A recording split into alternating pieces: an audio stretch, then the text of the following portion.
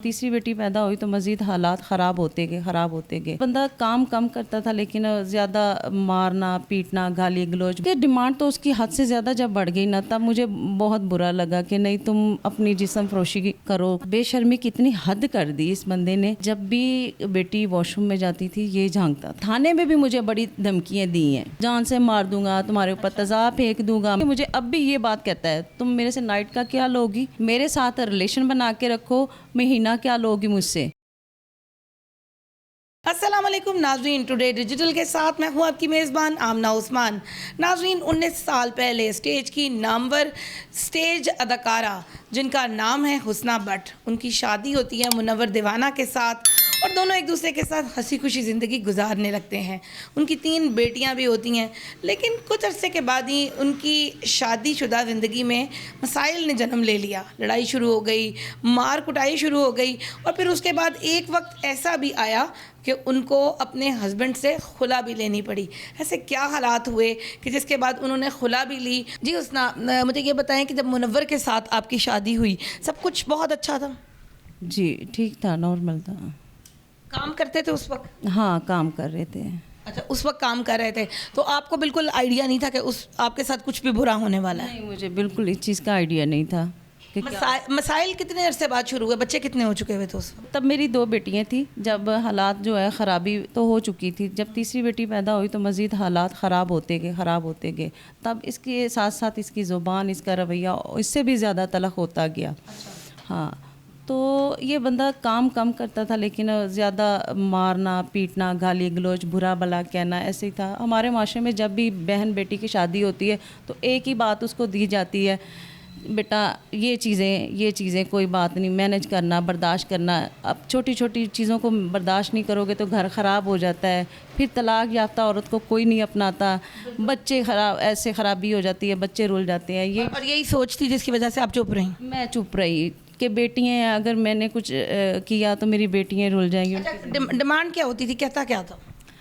एक डिमांड तो उसकी हद से ज़्यादा जब बढ़ गई ना, तब मुझे बहुत बुरा लगा कि नहीं तुम अपनी जिस्म फरोशी करो, कमाओ। हाँ, मैं जिसके साथ चाहता हूँ, जिससे कहता हूँ उसके साथ आप नाइट गुजारो, उससे मैं डिमांड करूँगा, उससे मैं ये करूँगा, उससे वो करूँगा। इतनी बगैरती की इंतहा कि यही नहीं पता कि ये मेरी बीवी है? नहीं, इतनी इंतहा कर दी।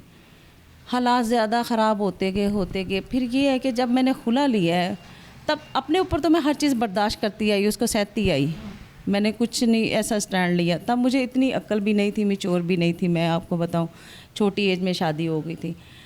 अब ये है कि जब खुला लिए तो हालात इस कदर उनका रुख चेंज हो गया। बेशर्मी की इतनी हद कर दी इस बंदे ने कि जब भी बेटी वॉशरूम में जाती थी ये झांकता था।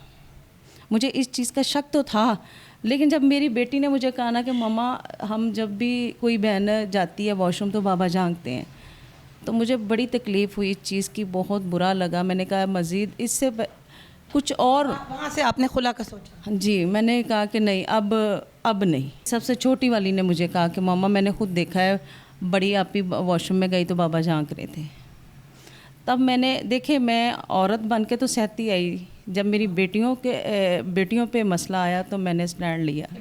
अब जो है वो इसके लिए नहीं। हाँ, ये इस लायक नहीं है कि मेरे साथ रहे या मेरी बेटियों के साथ रहे। फिर मैंने इससे खुला ले ली। खुला के बावजूद भी ये बंदा गली मोहल्ले में आता है, हर किसी को ये कहता है ये गंदी औरत है, ये ऐसी है, ये वैसी है। मेरी इज़्ज़त इतनी इसने ख़राब करके रखी है, मोहल्ले में, फील्ड में, हर जगह। इवन कि अब इसने पिछले दिनों थाने में भी मुझे बड़ी धमकियाँ दी हैं, जान से मार दूंगा, तुम्हारे ऊपर तेज़ाब फेंक दूंगा, मैं ऐसे कर दूंगा, मैं वैसे कर दूंगा, तुम्हें छोड़ूंगा नहीं, जब तक मेरी ज़िंदगी है मैं तुम्हें इज़्ज़त से नहीं जीने दूंगा। आपने इनके ख़िलाफ़ दरख्वास्त दी? बहुत ज़्यादा दी हैं। कोई FIR दर्ज कराई है?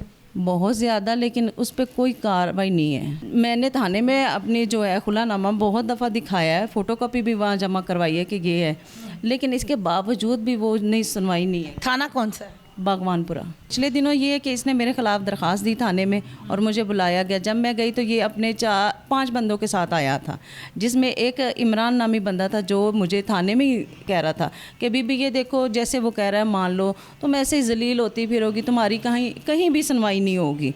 तो जैसे कहता है मान लो, मैं तो मेरी तो पहुंच बड़ी है, मैं तो आईजी से लेके मैं तो चपड़ासी। ये आपको इमरान ने कहा? इमरान ने कहा है, कहता है जी मैं आईजी से लेके तो चपड़ासी तक वक्त डाल दूं, बीबी आपकी सुनवाई नहीं होनी तो आप क्यों हमें खज्जल हो रही हो। जो कहता है मान लो उसको घर में रखो। मैंने कहा खुला हो चुकी है, नहीं इसके साथ आप जैसे भी है ना कोई करो, इसके साथ रहने की सूरत निकालो।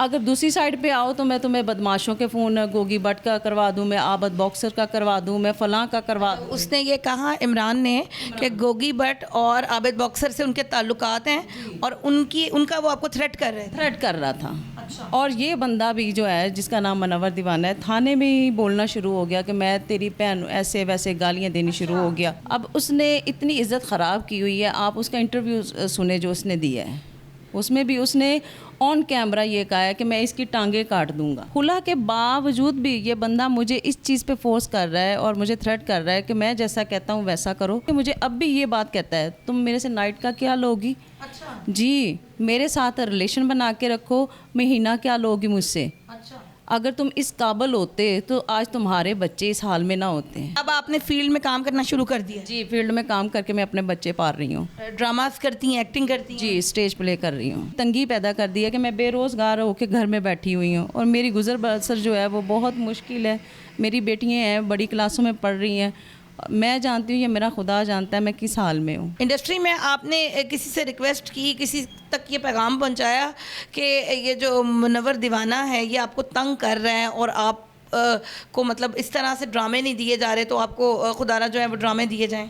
मैं पिछले दिनों महफिल थिएटर गई हूँ और वहाँ पे मुझे डॉक्टर अजमल साहब मिले हैं। अच्छा। उनसे मैंने कहा है मैं काम के लिए गई हूँ, वो मुझे उल्टा क्या कहते हैं, हुस्ना ना तो खुद गंदी हो ना उसको कर। मैंने कहा सर मैंने क्या किया है? तो कहते हैं जैसा भी है जो भी है उसको घर में रखो, तुम्हारे बच्चों का बाप है। मतलब खुला के बाद घर में रखो? हाँ। मैंने कहा डॉक्टर साहब मेरी तो खुला हो चुकी है। कहता मैं इस चीज़ को नहीं मानता। ये बताएं कि किससे रिक्वेस्ट करना चाहेंगी, क्या चाहती हैं अब आप? मैं ये जितने भी मेरे और फील्ड के सीनियर लोग हैं मैं उनसे देखें हाथ जोड़ के ये रिक्वेस्ट करती हूँ, खुदारा एक माँ को बच्चे पालने का हक दें। मैं मेहनत करके अपने बच्चे पाल रही थी, मैं मेहनत करके अपने बच्चे पालना चाहती हूँ। खुदारा मेरा साथ दे, मुझे काम दे। मैं आपके आगे हाथ नहीं करती, मैं आपसे काम मांगती हूँ। मैं अपने हुकूमती अदारों से ये अपील करती हूँ कि देखिए मुझे जान से मारने की धमकियाँ दी जा रही हैं, मुझे मेरे ऊपर तेज़ाब फेंकने की धमकियाँ दी जा रही हैं। खुदारा मेरी जान और माल की हिफाजत की जाए। आने वाले वक्त में मेरा जानी या मानी कोई भी किसी तरह का नुकसान हो तो ये मनव्वर दीवाना है ये ज़िम्मेदार होगा, क्योंकि मुझे जान से मारने की धमकियाँ दे रहा है। जिस्म बेचने से बेहतर है इंसान नाच के कमा के बच्चे पाल ले। तो जब काम नहीं होगा तो इंसान कुछ और सोचेगा, ज़रूर सोचेगा, चाहे मैं हूँ चाहे कोई भी है, ख़राबी होती है।